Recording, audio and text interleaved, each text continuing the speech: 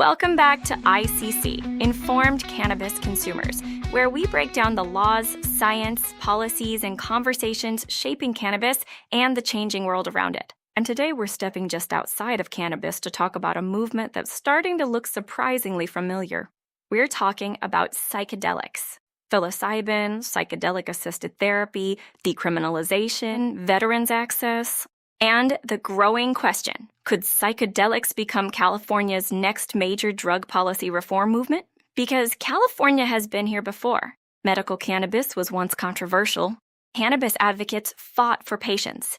Cities started developing their own policies. California eventually legalized medical cannabis, and years later, adult use cannabis. So when you look at what's happening with psychedelics today, there are definitely some similarities. There are, but there's also a big difference. California hasn't legalized psychedelics, and state lawmakers have repeatedly struggled to agree on what psychedelic reform should actually look like. Though let's talk about that, because California has tried this, right? Several times. According to reporting from Cal Matters, Governor Newsom vetoed a bill in 2023 that would have decriminalized possession of certain psychedelics. But here's what's interesting. Newsom didn't simply say no to the entire conversation. He asked lawmakers to come back with an approach that focused more specifically on the therapeutic potential of these substances. So instead of broad decriminalization, the conversation shifted towards treatment. Exactly.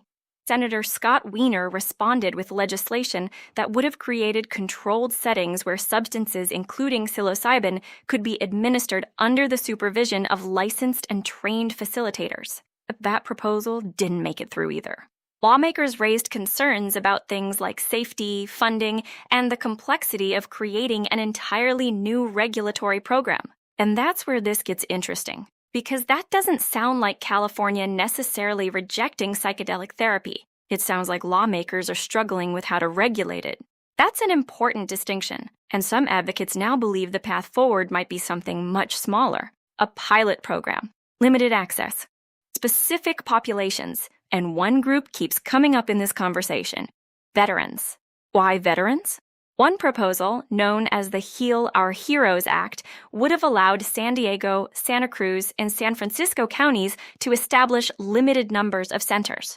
Licensed staff could have facilitated psilocybin sessions for qualifying veterans and former first responders over 21 who passed a screening process. That proposal didn't move forward, but according to Cal Matters, the concept could return. And some California veterans are already leaving the state to access psychedelic programs elsewhere. Exactly. Organizations such as Heroic Hearts Project and Veterans Exploring Treatment Solutions have helped veterans access guided psychedelic programs, including programs in Oregon. And that raises an important question for California. If residents are already traveling somewhere else to access these services, should California create a regulated pathway here? But we should make something very clear. We're talking about therapeutic access. That isn't necessarily the same thing as legalizing psychedelics recreationally. Absolutely. And this is probably one of the biggest things consumers should understand. Decriminalization, legalization, and therapeutic access are not the same thing. Decriminalization generally involves reducing or removing certain penal-compelling nations. Legalization can involve creating a regulated legal system, and therapeutic access could mean allowing psychedelic substances only under specific conditions, potentially involving screening, trained facilitators, and supervised sessions.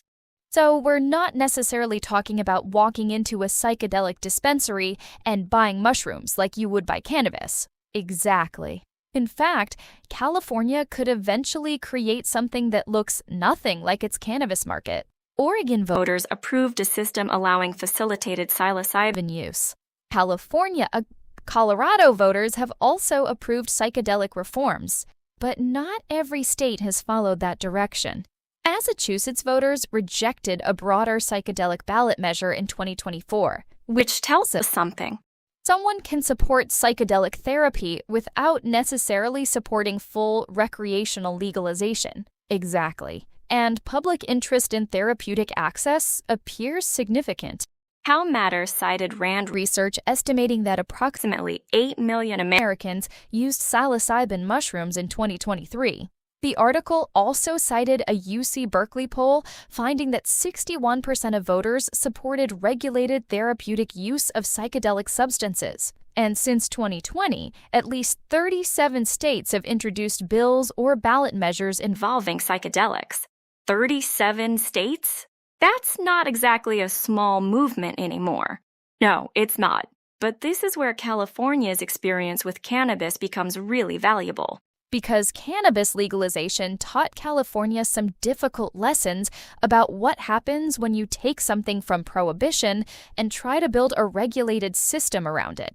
Taxes, licensing, local bans, compliance costs, exactly, and competition with an existing underground market. California created one of the world's largest Legal cannabis markets, but the transition wasn't simple.